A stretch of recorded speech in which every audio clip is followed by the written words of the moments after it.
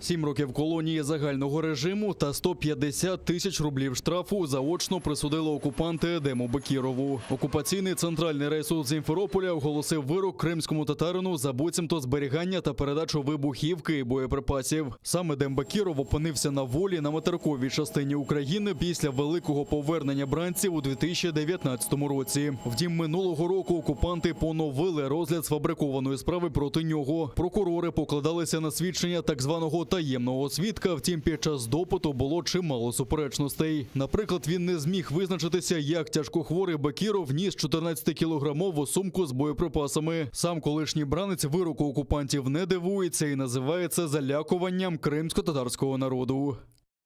Это ожидаемая реакция со стороны российских властей. Я, в принципе, знал, что они дадут какой-то срок. Чисто запугивание людей, что вот мы даже заочно можем человека осудить. Ничего они этим не добьются, конечно, но для устрашения надо дать какой-то резонанс, чтобы был. Ну, знаете, я честно сказать, себя чувствую, что выше их. Они показали свою низость, свою беспомощность свою, наверное. Уповноважена Верховної Ради з прав людини Людмила Денісова розцінює вирок як елемент політики переслідування українських громадян на півострові. Тої ж думки і в прокуратурі Автономної Республіки Крим. Там готують правову оцінку діям окупаційного суду. Раніше за процесуального керівництва прокуратури автономії вказаному окупаційному суді повідомлено про підозру у тому, що він, керуючись законодавством Росії, розпочав розгляд справи за обвинуваченням Едема Бекірова та у подальшому задовольнив незаконне клопотання прокурора щодо проведення судового розгляду за його відсутності. 5 тисяч рублів штрафу присудив окупаційний мировий суд Алушти місцевому імаму Юсуфу Аширову. Окупанти визнали його винним в буцімто незаконній місіонерській діяльності без ліцензії від підконтрольного окупанта муфтіяту Криму. На захист імама підписалися 200 родин, а допитані свідки захисту підтвердили, що Юсуф Аширов суворо дотримується канонів ісламу. Натомість запрошені прокурорами наполягали, що імам нібито нетрадиційно проводить обряди. Юсуф Аширов такі закиди називає брехнею, а адвокат Рустем Кемілєв готується оскаржувати незаконний вирок і додавати матеріали до позову в Європейський суд з прав людини. Это лишний раз будет подтверждать то, что сегодня религиозная община Алушта, несмотря на то, что она зарегистрирована согласно законодательству, зарегистрирована в Министерстве юстиции, вот, она фактически осуществляет свою деятельность законно, ее привлекают к административной ответственности, привлекают имама, ранее была привлечена сама община как организация, вот, и участники и члены общины расценивают это как давление на организацию для того, чтобы ее просто ликвидировать. Минулого року імама Аширова вже притягували за цією ж статтею та оштрафували на 5 тисяч рублів. На думку імама, таким чином переслідуються автономні релігійні громади, які не співпрацюють з підконтрольним окупантам духовним управлінням мусульман Криму. На данное время есть огульное обвинение нашей мусульманской общины. Оно как было, так и продолжается со стороны муфтията. Зачинщиком данного процесса является именно духовное управление мусульман Крыма. И оно, как они сегодня выражают, что якобы мечети являются собственностью муфтията. На самом деле мечети являются домами Аллаха, куда мусульмане приходят ради Аллаха.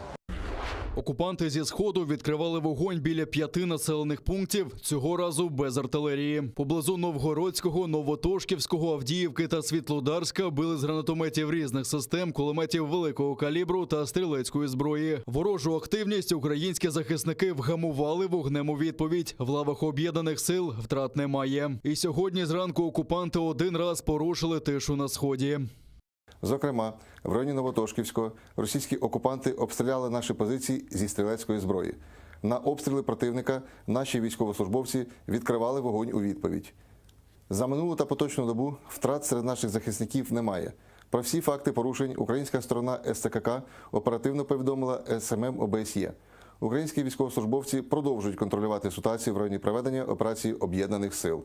А поблизу адмінмежі з окупованим Кримом облаштували мінно-вибухові загородження. На одному з бойових полігонів Херсонщини тренувалися інженерно-саперні підрозділи Збройних сил. В ході навчань бійці відпрацювали злагодженість встановлення протитанкового мінного поля та маскування загону димовою завісою, каже командувач Об'єднаних сил Сергій Наєв. Такі навчання відбуваються щотижня, каже генерал-лейтенант.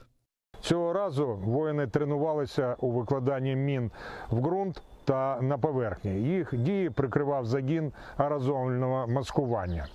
Раптове нарощування мінно-вибухових загороджень на загрозливих напрямках нашої оборони значно уповільнює просування противника в глибину та наносить йому значні втрати. Отак розглажувати і вниз.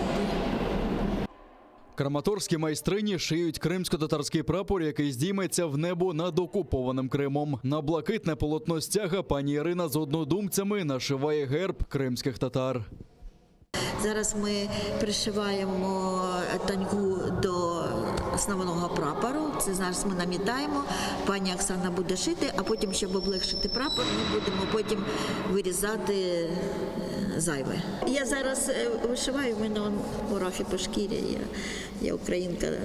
Оксана Муравльова – майстриня, яка вже більше 2 тижнів шов до шву з'єднує частини прапора. Тамга цьогоріч розташована не в кутку стяга, як зазвичай, а по центру.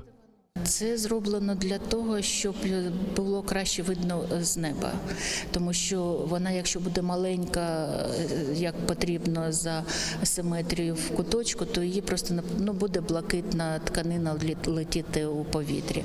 А так як тамга буде велика, то це буде підкреслено, що це сонце наше летить. Пані Оксана впевнена, ті, хто втратив свій дім, добре розуміють одне одного. Тому разом з родиною вирішили таким чином висловити свою солідарність з Кримом та кримсько-татарським народом. Ми хочемо показати, що Схід і Крим єдине, що Україна, вона єдина.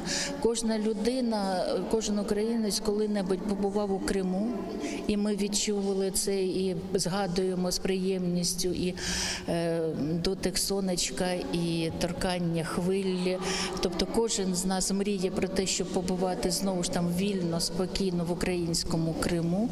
І ось оце єднання, це ми і показуємо тут. Ми підкреслюємо, що ми разом з кримчанами, ми разом мріємо про перемогу і йдемо разом до перемоги.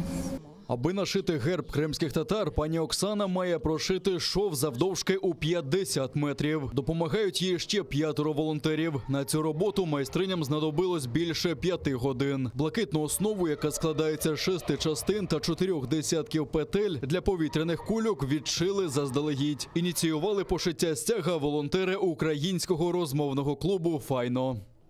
Поки я зшивала основу, це 9х16 блакитну, поки зшивала тамгу, ми з чоловіком її розкладали. Основа, уявіть собі, 9х16.